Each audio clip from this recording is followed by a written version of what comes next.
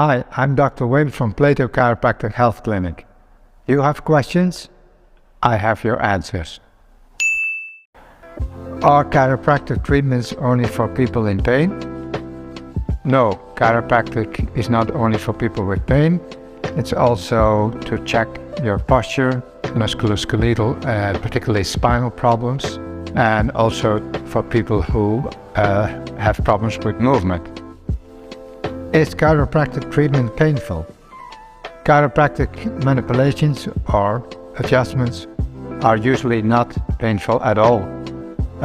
When we treat the muscles, that can be a bit painful, but that doesn't last for long. 1, maximum 2 days of a little discomfort usually.